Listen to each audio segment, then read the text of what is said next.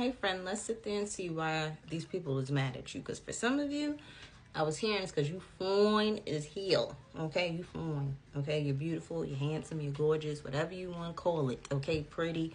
I'm hearing pretty privilege. Okay, so for some of you, they mad because you have pretty privilege. You can't help the DNA that you have, the genetics that you got. You can't help that you look just like your mama or your daddy. Like they mad at that. You can't help that they ugly. You know, there has to be a balance. There got to be some pretty people and there got to be some ugly people. Some people like ugly people and some people like pretty people. Some people don't. Like somebody like a little bit of in the middle, you know. But at the end of the day, you can't help that. But let's see why these people is mad at you, friend. Because it seems like people is just mad at you because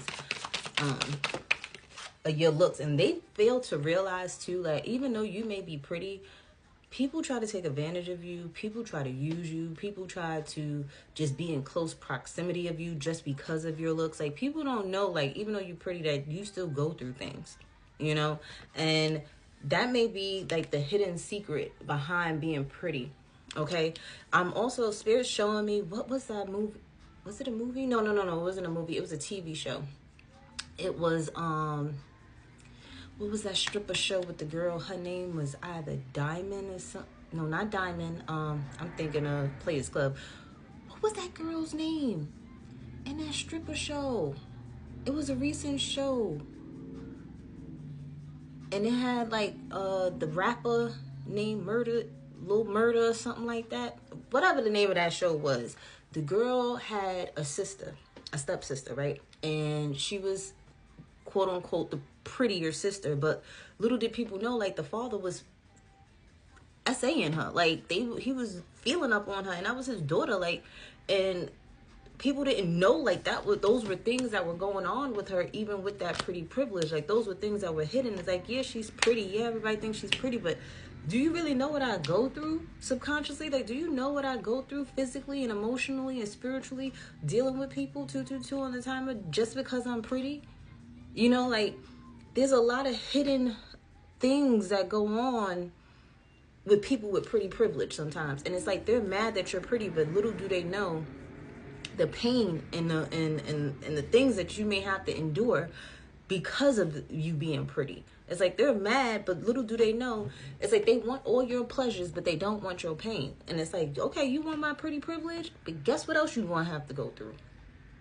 And you probably trying to tell this to somebody, and they think you lying. They think you just saying that just to be saying that to make them feel good about themselves. But little do they know what goes on. A lot of these pretty girls on the internet, they go to these countries and get pissed on. Like, come on.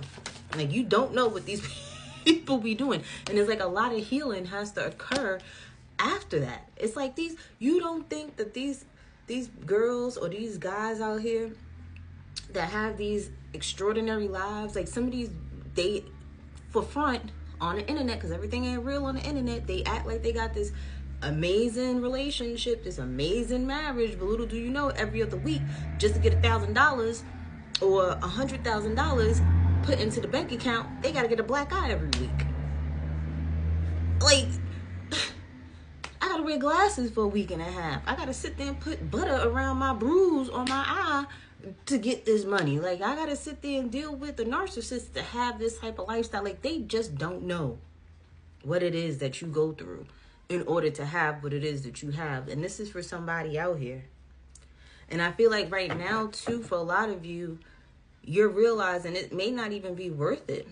Some of you even wish deep down inside that you was the ugly duckling instead of the pretty one. Because then nobody would look at you. Then you wouldn't have to deal with that. You'd rather deal with the rejection being God's protection than for people to always be in your face. Because for some of you, you're actually healing from this. Something transpired because of your looks, and now you have to heal from that. And you're taking your time healing with this. I really feel like you're very adamant with, like, not wanting people to be around you for some reason because of whatever experience you may have experienced. And I feel so sorry. Like, it's very unfortunate that you had to deal with that. And I send you healing and high vibrations, because nobody should have to go through that just because of their looks. For some of you, you may sit there and just utilize your looks just to get to the bag. Like, you're like, this is all I have.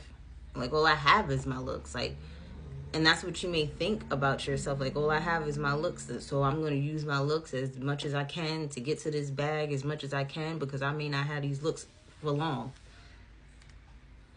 And I feel like, too, for some of you, it's like you have like a set number in your mind or in your head on what you're going to make, and then you're leaving.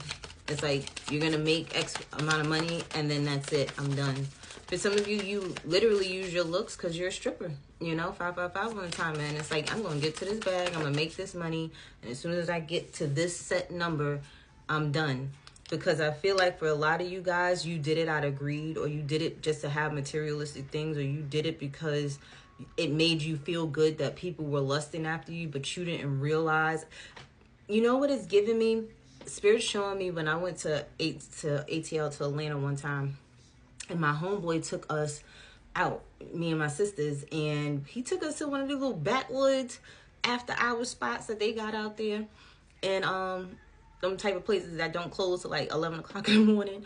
And there was this really, really pretty girl there, and my homeboy, he paid for her to give me and my sister a lap dance or whatever the case may have been. And you could, me being the intuitive person that I am, the empath that I am, like, I could feel like she did not want to like be there.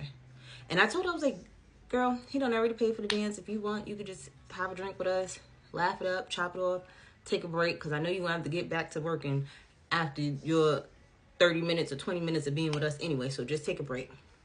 And I took that time, and Spirit always does this to me. I be in the club, I'll be in a bar, and all of a sudden I'm having these conversations with people in places I ain't really supposed to be having these conversations, but Spirit probably just led me there just to have that conversation with that girl. Because I told her, I was like, as pretty as you are, and I'm not even just saying because of your looks, because intuitively I could feel like she was a really good person inside.